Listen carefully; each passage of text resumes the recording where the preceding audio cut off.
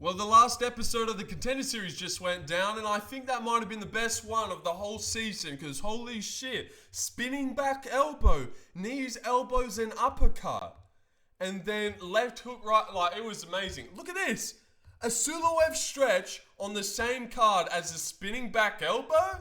As your last episode of this year's Contender Series? Like, what are we doing here? I just wanted to recap for the people who didn't see it, or if you guys did and you want to follow along and just rejoice in what we just seen. And I'll start off with the Suloev stretch. What's there to really say? A minute 50. They knew in the odds that this guy was shit, even though he was undefeated and this guy wasn't. Easy Suloev stretch. Who the fuck gets a Suloev stretch on the Contender Series? And this guy was a submission artist as well, so pretty hectic to do that. But what's there to really say? He just like took him down, and then he Suloev stretched him. It was pretty gnarly and nice, but this guy's a bum. And I don't think Wes is going to go very far either in the middleweight division. But that was a sick finish, and congratulations. And then we had Jovan Leka versus Azamat. Probably the worst fight this whole season, maybe, actually. So funny that in the best episode, we kind of had the worst fight. But that's how good these next three fights were. Who even cares? And Dana was in such a good mood, he didn't even go in on this fat fuck. He just said, you're young, you'll be back. You know, well, I wasn't impressed, but you'll be back. But yeah, that was shit. What's there to even really say about that? They just slobbed all over each other, huffing and puffing for air.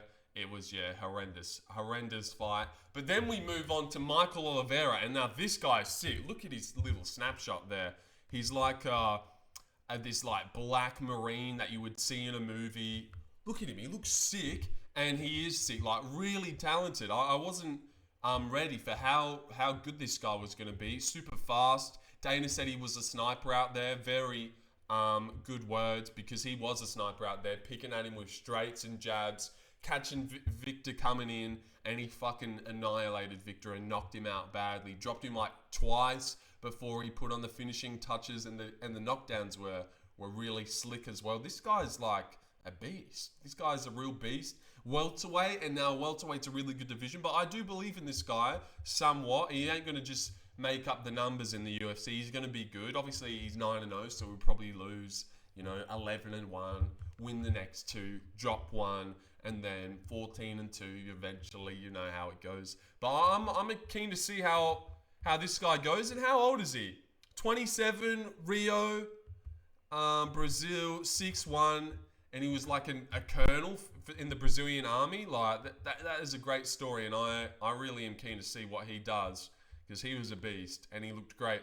But now we move on to what the people want to talk about. Probably one of the craziest fights in Contender Series history. How Rahiki is still alive, no one knows. And this was the biggest dog on the card, and he slumps Rahiki instantly. I went live for this whole card, so if you want to go watch my reactions to anything, like the spinning elbow or the knee, elbows, and uppercuts, you can. I've timestamped it all for you guys. You're welcome. And then he got a contract for this, of course. And he's like, 23, super young, and looked very skinny and movable and very open. And apparently he's born in Morocco. When I was looking at that before, he was born in Australia, so they must have just changed that. But Freaky Rahiki, man, that was such an insane fight from Marwan. He looked great. Well, did he? He didn't look that great. But then the KO was fucking disgusting as well. Elbows, and then a huge uppercut right to his face. And then he's flattened out cold.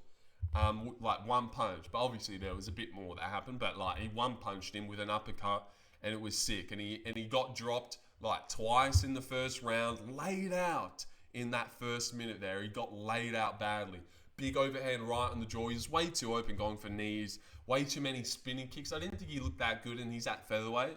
So I don't know if I expect too much out of him, but he's super young. He's from Australia, so he's got that for him. And I'm sure he'll be better when he's older, but he's like 23. I honestly think it'd be better if he didn't get signed, because I feel like he's going to get fucked up by someone if they give him someone good. But he's obviously got a lot of talent and potential, and that fight was crazy. If you watch that one, round one was like one of the sickest rounds. Dana was on his feet clapping, and then round two, Malumba was a little bit done, and Rahiki fucking put it on him a little bit and laid him out so bad with the uppercut, and it was insane, and won himself a UFC contract. So did Michael and Wes.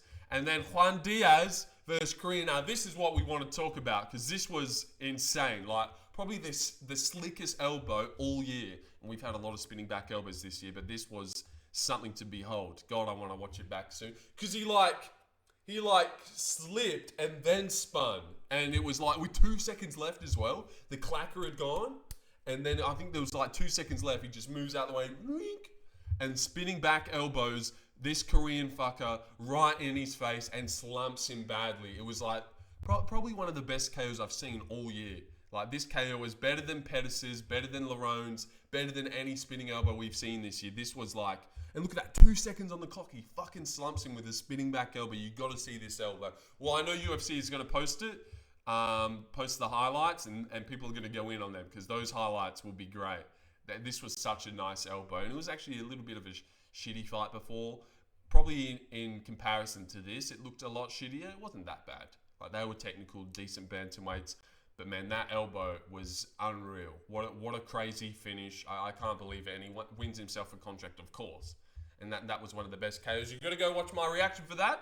And last but not least, a bit of a quick recap for you guys.